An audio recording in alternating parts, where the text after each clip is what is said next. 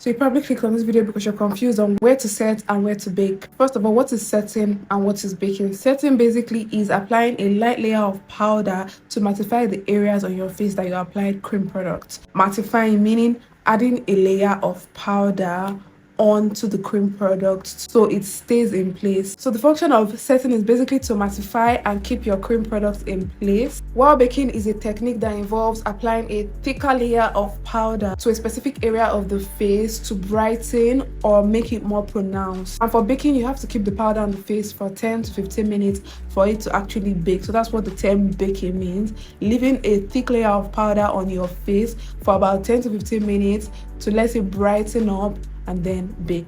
For setting and baking, the difference is basically in the technique, not in the product you use. Now that we understand that, let's dive into the areas we need to set and bake. So for setting, you can basically set all over your face since you applied creams all over your face, but we set with different types of powder. Like for my bronzer, I set with my powder bronzer. For my entire face, I set with my powder. But today we're going to be focusing on the highlighted areas of my face. So for the highlighted areas on the face, you want to set first and then you go ahead to bake. For setting, I'm going to be using the Laura Mercier translucent powder. I'm also going to use this setting powder to bake. So you can decide to use any setting powder to bake. The difference is basically in the technique, not in the product. You can either use your beauty sponge or your powder puff, but I'm going to be using my beauty sponge for this. Before you set, you want to blend out every harsh line underneath your eyes to smoothen it out. This is because whatever you set, you get. So if you have creases under your eye and you apply powder directly without blending it out, you're basically setting your creases and it will not look nice in the end. Your makeup will end up breaking. So you want to blend out every crease line. So when you set it with your powder, it's very smooth and fine. I'll just blend.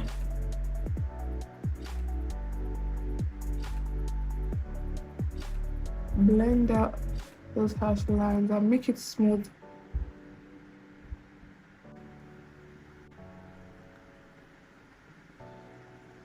And then immediately you go in with your powder.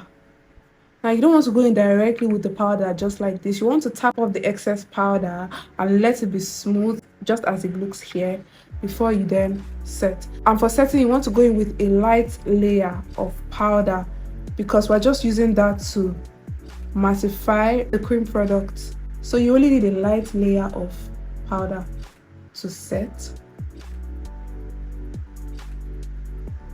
So this is how it's meant to look right after you set. So I'm basically setting the areas where I highlighted and I want it mattified, which is my under eye,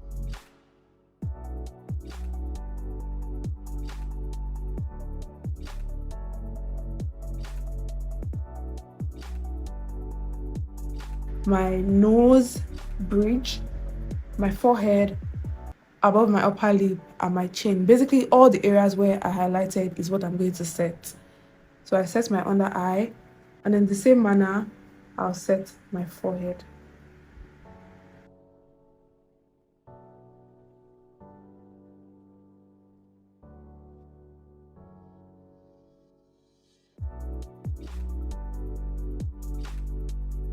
And this is how it's supposed to look right after you finish setting. It's not obvious I put powder because it's a translucent powders, and translucent powders are basically transparent powders that can be used on any skin tone. So I like to use that as the first base, just like I did with setting, before I go into bake. So for baking, I can use any color of powder I want. I can use a banana colored powder, or I can use a pink color powder. I just like to go in with a neutral base, which is this, just so it neutralizes the under eye first before I go in with any colors. So in case you want to use a colored setting powder, it's advisable you use a translucent powder first and then you can go in with your color powder. But in this case, I'm going to use my translucent powder to set and to bake. For baking, you only want to apply to the areas where you want to be more pronounced. So it depends on you. Wherever you want to bake, you can bake. Areas where I like to bake are areas where I like to be more pronounced, which is my under eye and the bridge of my nose. Some people bake under their chin area because they also want it more pronounced. So it all depends on you. So it's not wrong or right. Any area you want to be brighter or more pronounced, you bake. I'm going in with my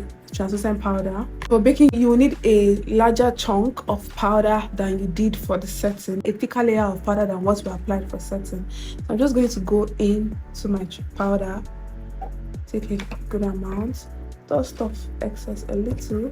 I like to focus the powder to my inner corner and just blend it in and take it out a bit. So I'll apply another layer of that because I want it to be more pronounced. I'll just focus it on the inner corner.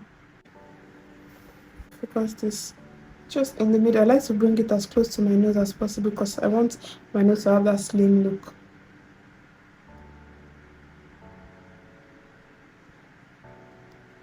So you can see the powder is more obvious than what we did the last time. So I'm just going to put this here. I'm going to bake the nose.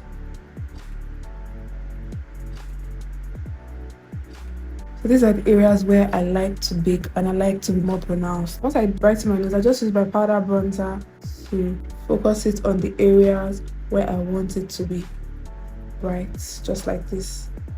So now that we're done with that, we're going to leave it for 10 to 15 minutes so it bakes. So once it stays for a long period of time, it then brightens.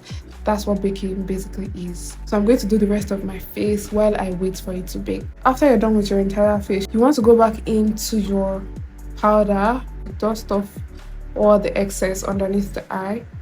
So I'm going to just tap my brush into some of the products just because I don't want to go in with my empty brush directly under my eye. So I like to tap it in so the powder sits there. Tap, tap, tap, tap in rather than blending or wiping it away. So I just tap it in. And I focus more on this inner corner like this. And then the powder on the nose, I'll just use my general face powder to just diffuse it.